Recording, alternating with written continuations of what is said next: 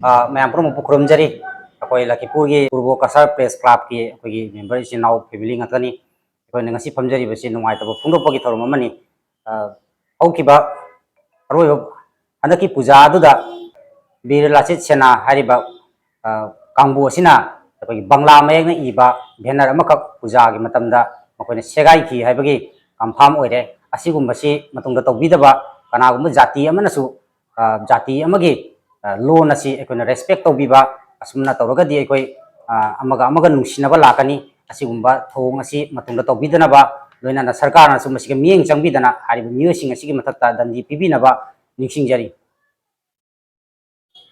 आज 3 नवम्बर আমরা এখানে লক্ষ্মীপুর পূর্ব কাছাড় প্রেস ক্লাবের পক্ষ থেকে একটা সভায় সম্মিলিতভাবে আমরা সবাই সমবেত হয়েছি। এই সভায় আজকে আমরা একটা নিন্দা প্রস্তাব নিতে চাই, যেটা হচ্ছে বিগত দুর্গাপূজার সময় ব্রহ্মপুত্র উপত্যকায় বিভিন্ন দুর্গা মণ্ডপে যেভাবে বীর লাচিত সেনা সহ তার সহযোগী কিছু দল মিলে বাংলা ভাষার উপর যে আক্রমণ করেছে, যেমন ব্যানার ছিঁড়েছে বা বাংলায় কিছু লেখা ছিল এগুলা ছিঁড়ে ফেলে যেভাবে ভাষার উপর অত্যাচার করেছে, সেই বিষয়কে আমরা অত্যন্ত ধিক্কার জানাই, নিন্দা জানাই। ভাষার উপর অত্যাচার এটা কোনো অবস্থায় আমরা মেনে নিতে পারি না। প্রত্যেক ভাষা, প্রত্যেক জাতি জনগোষ্ঠীকে আমরা শ্রদ্ধা সম্মান করি। এই ভারতবর্ষে যত ছোট বড় যত জাতি জনগোষ্ঠী আছে, ভাষা আছে, একে অন্যকে সম্মান করতে হয়।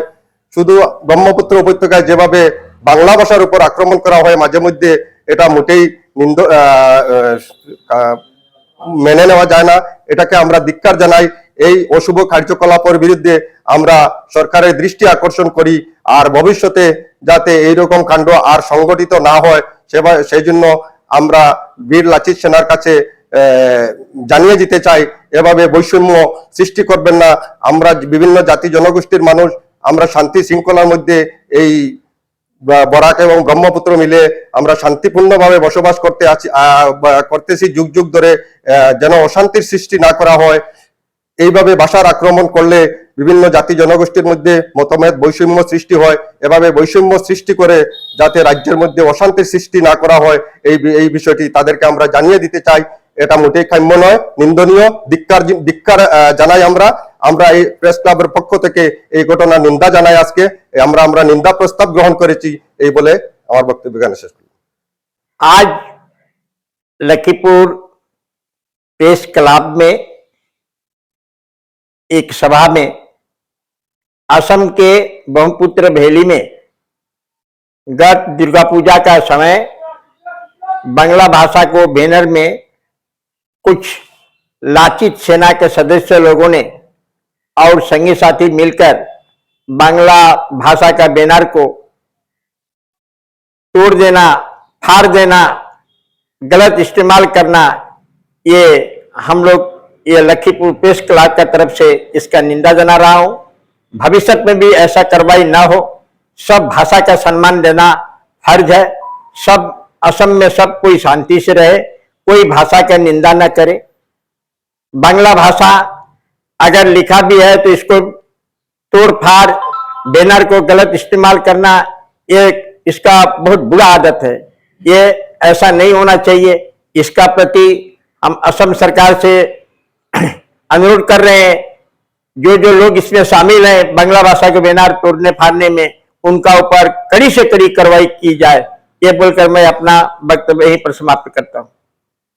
नमस्कार, आमी काछार जिलार लक्ष्मीपुर पूर्व काछार प्रेस क्लाबर गोटे सदस्य मिली আজি ইয়াতে খবৰ মাধ্যমে যোৱা দুৰ্গা পূজাৰ সময়ত ব্ৰহ্মপুত্ৰ উপত্যকাত যি ধৰণে পূজা মণ্ডপত বাংলা ভাষা দি বেনাৰ লিখা, বেনাৰৰ যি বীৰ লাচিত সেনা নামৰ সংগঠনৰ দ্বাৰা যি বেনাৰ আঁতৰি দিয়া হৈছিলে, তাৰ বিৰুদ্ধে আমি তীব্ৰ প্ৰকাৰে গৰিহণা জনাওঁ। আমি ব্ৰহ্মপুত্ৰ উপত্যকা, বৰাকবলী উপত্যকা, আমি গোটেই একেই অসমৰ আমি মানুহ।